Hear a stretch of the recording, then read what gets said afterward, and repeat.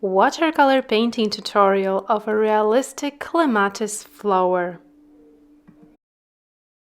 Outline is done, which is available for download with an elastic eraser, removing excess amount of graphite off the paper by rolling over elastic eraser.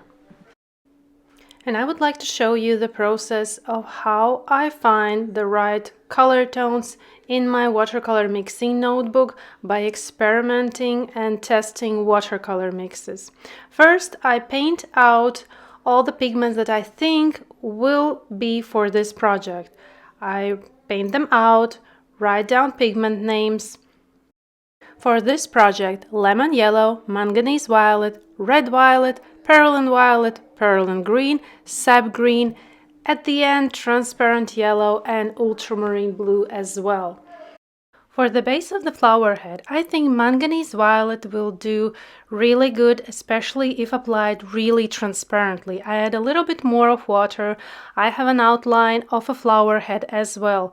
And here, my approach of applying watercolor mixes is really like in sketch manner. I'm not going here for precision. I'm not painting here flower head.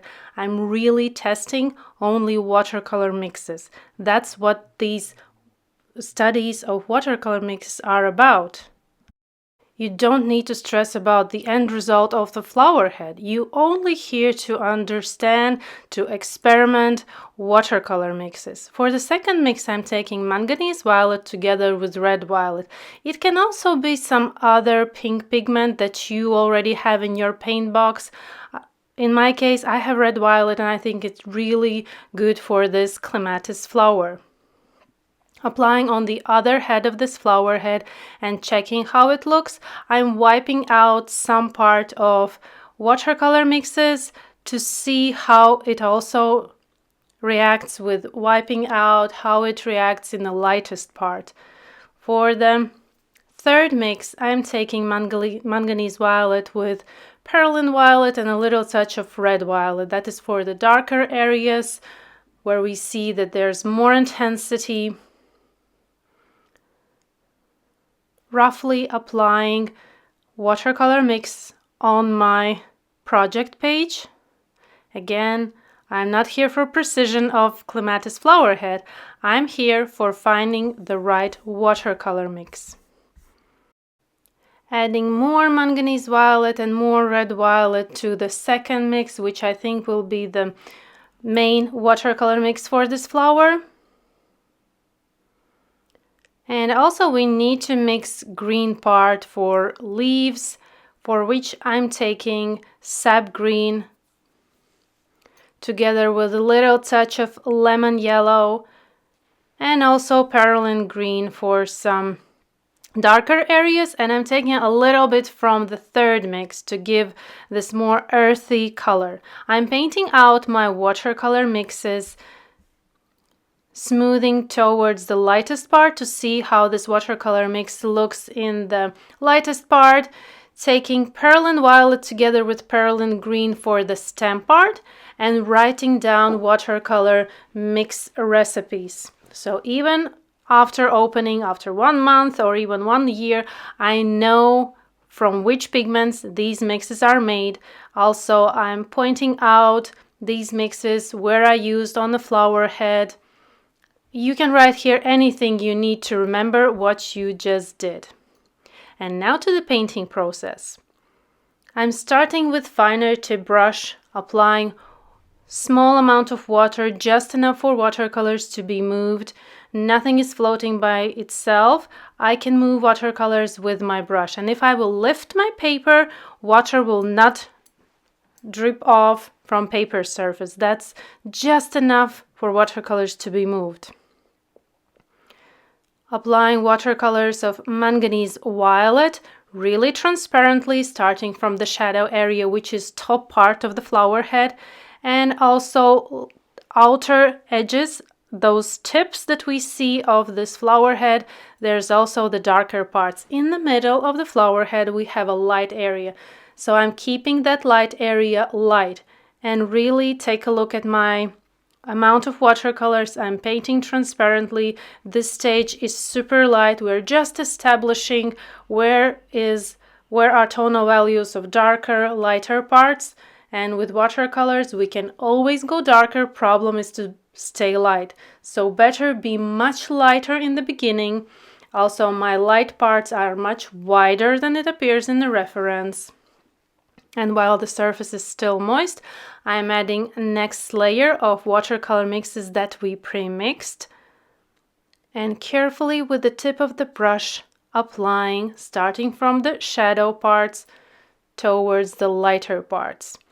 The right side of the flower head is in the shadow, and we can clearly see in the reference, which I hope you opened right beside the tutorial or on the other gadget, so you can see, zoom in closer the areas that we are working on painting, and take a look. Do you see those darker lines? Do you see those shadow parts?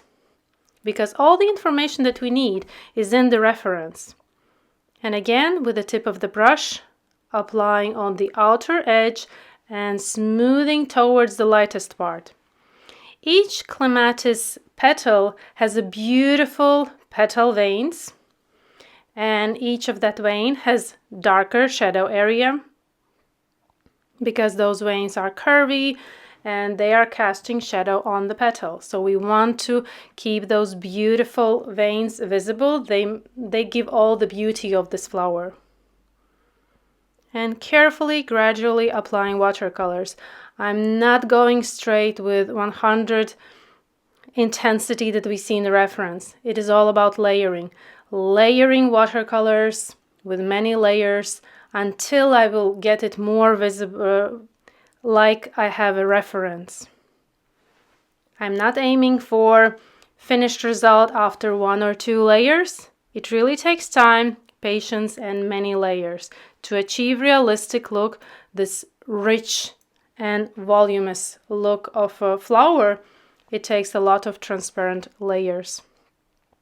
Taking watercolor mix of red violet and manganese violet for the upper part and left side.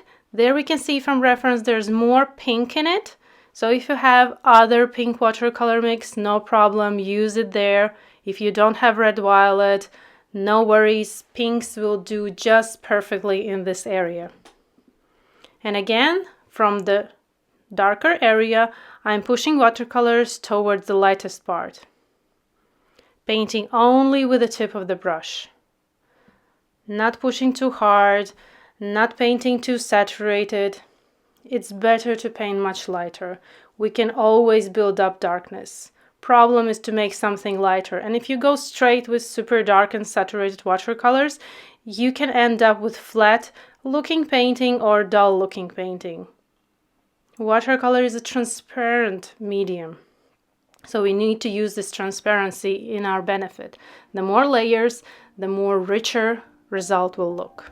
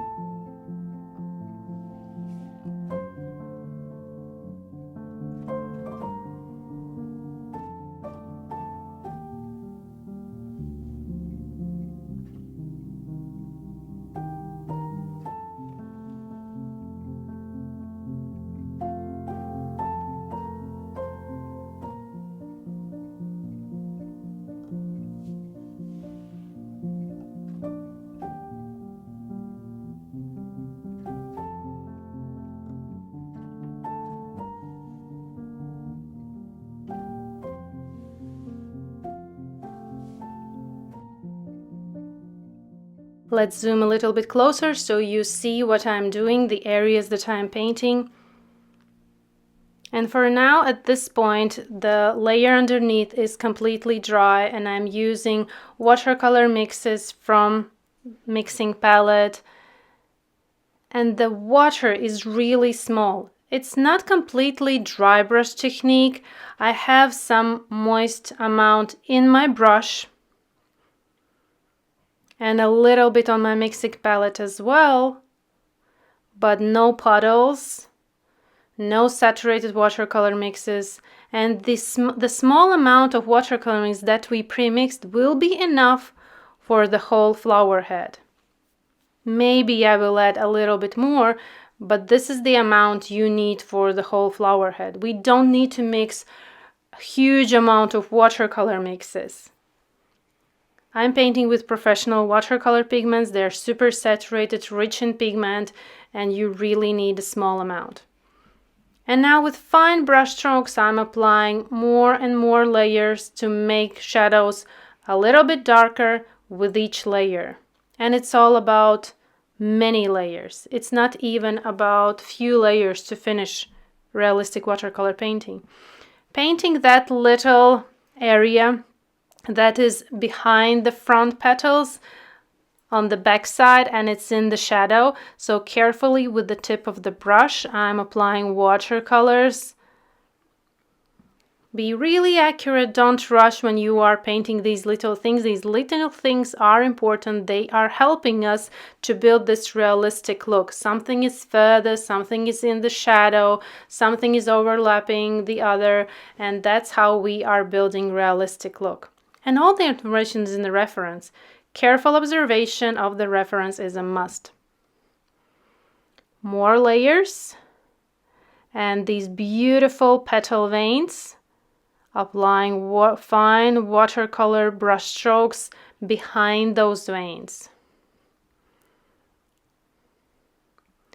And then there's a little petal tip visible on the left side, and it's completely exposed to light. In the photo we see that it's almost white, but there's little of color. So I'm applying super light amount with the tip of the brush, and I will leave it that way. With the same approach, continuing with the flower head, applying fine brush strokes, making shadow parts slightly darker with each layer. And I'm not using darker watercolor mix. The mix is the same. The amount of watercolors is the same. It's all about layers. One layer on top of the other layer, and that area becomes, with each new layer, slightly darker, gradually darker. We don't want to make super fast approaches here, super fast steps forward. Slowly, patiently, gradually, we are continuing to apply watercolor layers.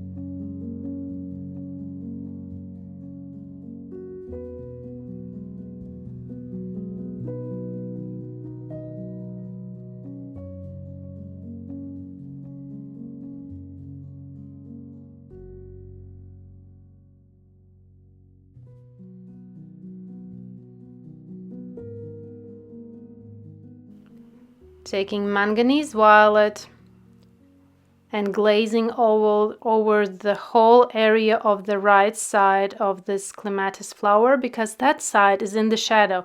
There are these lighter parts visible, but if we compare left side to the right side, then the left side is much lighter. Right side is slightly darker. And more watercolor layers to the shadow area on top and on the outer edge of that beautiful petal tip. Adding Perlin Violet a little bit more. Red Violet to my main mix together with Manganese Violet. And I also want to add a little bit of indigo. Just a really small amount. Be careful with indigo because it's super strong pigment. And I'm using this mix, but you need to be really careful here. On those outer tips, we see in the reference that they are super dark and intense. And I have all my tonal values now established. I have lights. And now I can go a little bit more intense, a little bit more saturated where it is required. When we are adding such dark watercolor mix, we need to add it where it is required. It doesn't mean that this watercolor mix now will go everywhere.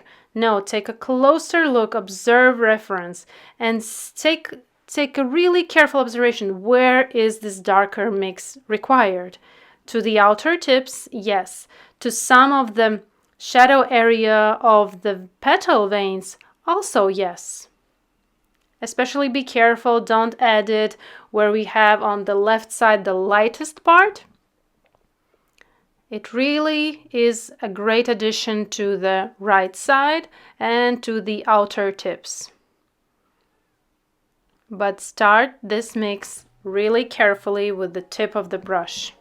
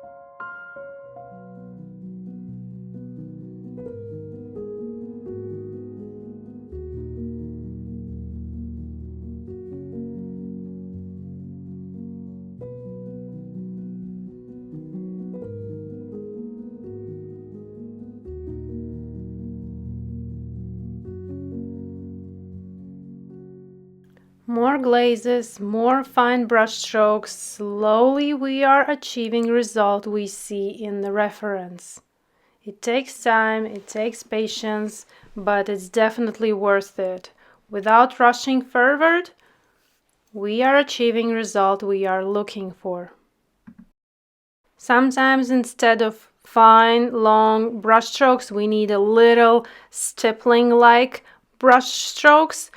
For example, this part we see in the reference, if you zoom in closer, there's like little hairy area, and I take darker watercolor mix with the tip of the brush. My brush is almost dry, and I do these little brush strokes almost like stippling, and the effect is, looking at the painting right now, that there are these little hairy textured surface on our painting. We are not painting hairs, we are adding brush strokes that gives us the illusion of a hairy textured surface. Taking little break from flower head, we need to add other areas so we can compare. Do we need to go further with flower head and make it a little bit darker, or that is completely enough? So now I'm with finer brush applying really transparent layer to the stem area. With the stem, it's super important few things. First, when you are outlining, be sure that your stem is really thin. Especially, we see this flower has a really nice, very thin stem. And if you know that maybe your hands are shaky, mine sometimes happen to do so, I outline slightly smaller than the reference has. And then if I even go in some areas over the outline, I know that I still have that little area that I can go over the outline. And here as well, we see in the reference that the stem is like also hairy texture. And I'm taking Perlin Violet with Perlin Green watercolor mix and add those little stippling brush strokes, also finer brush strokes, finer lines. We see that this stem has these fine, almost also like veins, but those are like sections on the stem, and also little hairy bits on the stem. Another thing which is important about stems is don't rush this part. Even if you think that in this composition stem isn't so important, we will just add one layer and that's it. Flower is the main thing here. No. Stem is the same, has the same importance as the flower head or as leaves. With a poorly painted stem, your perfectly painted flower can look bad. Even the smallest area, if it will be painted poorly, it will catch the viewer's attention. That's how our eyesight is working. We can see a beautifully dressed lady, but if she will have some little, I don't know, stain or something on her dress, we will notice that stain. The same is with painting.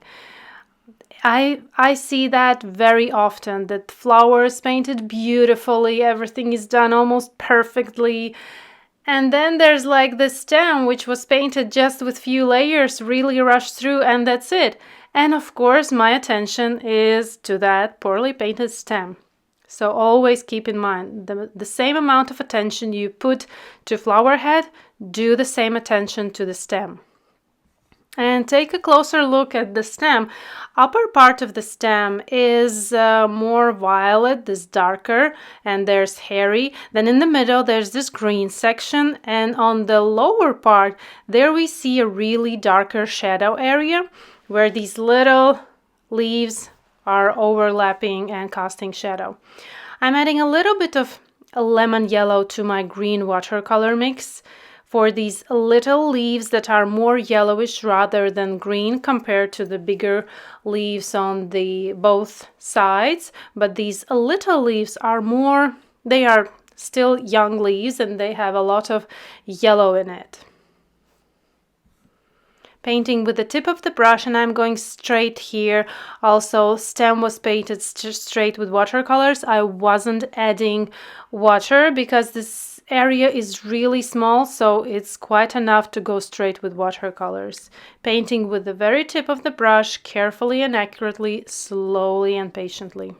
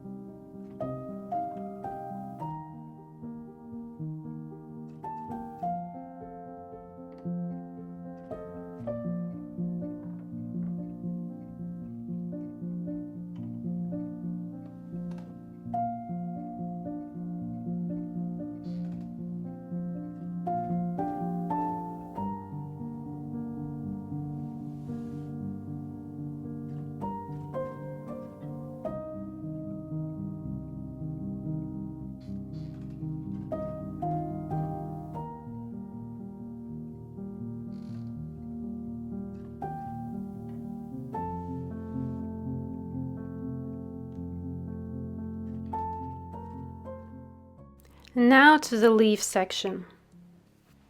Applying water, small amount of water, just enough for watercolors to be moved with the brush.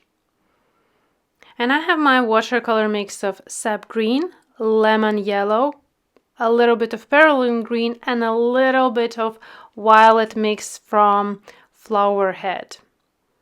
Starting from the shadow area that is on the upper part of the leaf, then leaving a lighter part, and then on the down part of the middle vein there's also a shadow part, applying transparently, the same as with flower head, building layers slowly. Technique is the same, approach is the same. I'm carefully studying reference. Also, secondary veins have beautiful shadow area. I'm applying that transparently, super lightly,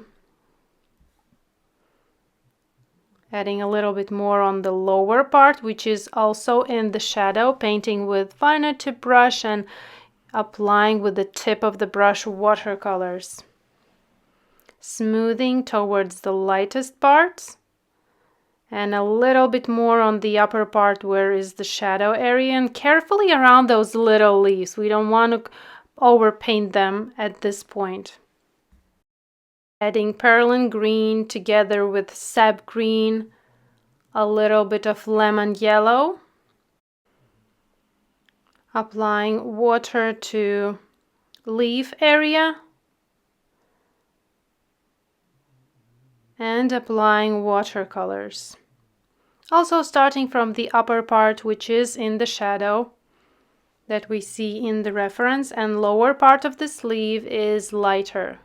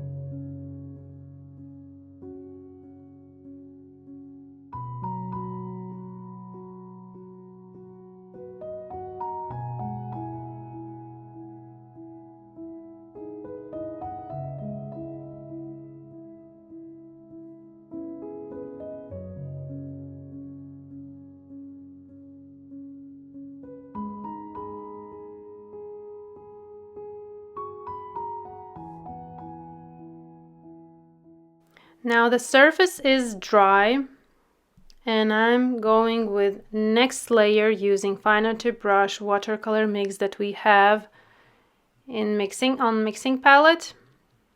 Applying watercolors starting from the shadow area, smoothing towards the lightest part. Layer is light, transparent, nothing too saturated.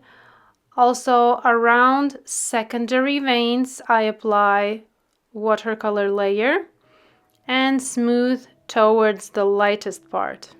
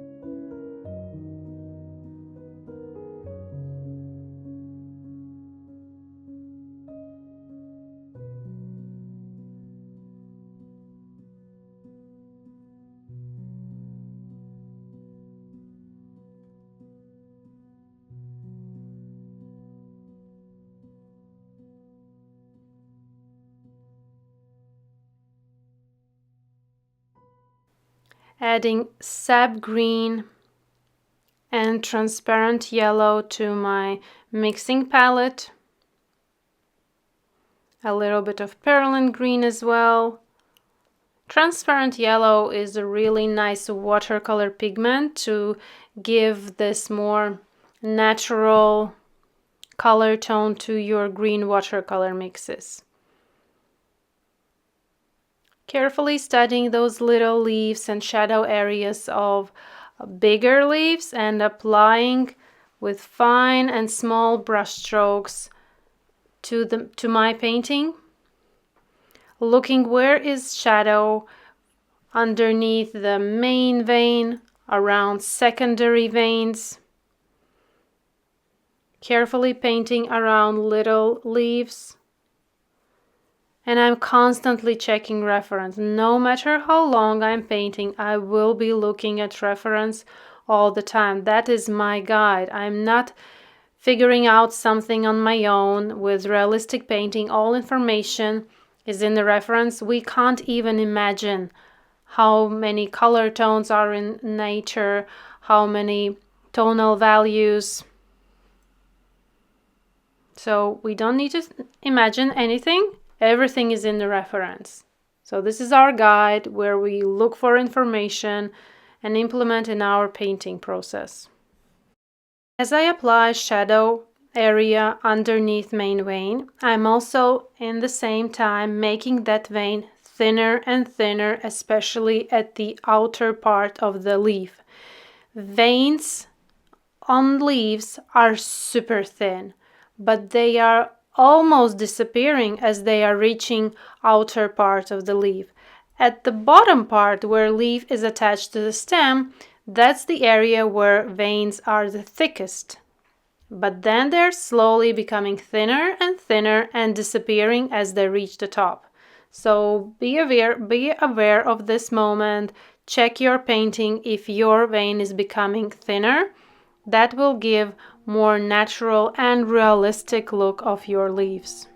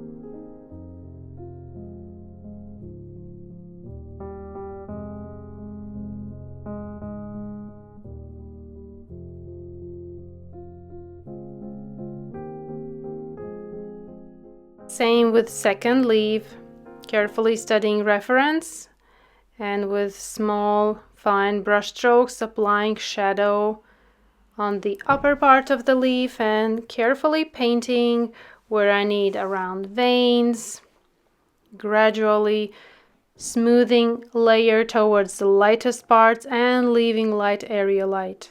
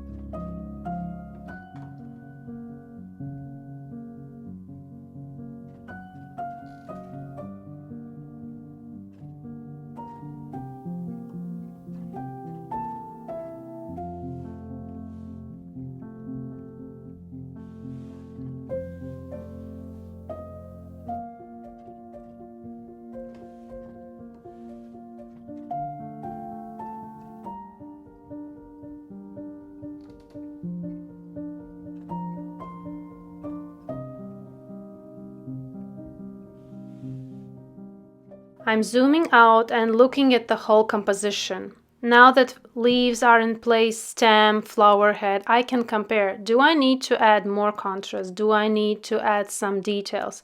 Here I noticed that my stem needs a little bit more contrast in that upper curved area where it's in the shadow, and we see from the reference that that is the area where the stem is the darkest one.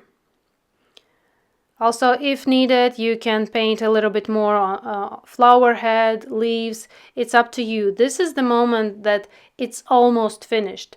And now you can add a little bit more of your work, more of your intention. And if you, to this moment, painted transparently, you can now paint more. You can add details, more tonal values, more glazes. Your painting will only look more and more richer and more natural, more realistic. It's up to you. You can push yourself a little bit further with each new painting. Even after this tutorial finishes, you can spend extra 30 minutes or 1 hour, add something more to this painting. Or it is also up to you. If you are completely happy with the result, you already pushed yourself further than the previous one, you can stop and enjoy the result of your work. I'm adding a little bit more contrast on the right side of the flower head, a little bit more to leaf area, especially in the shadow part.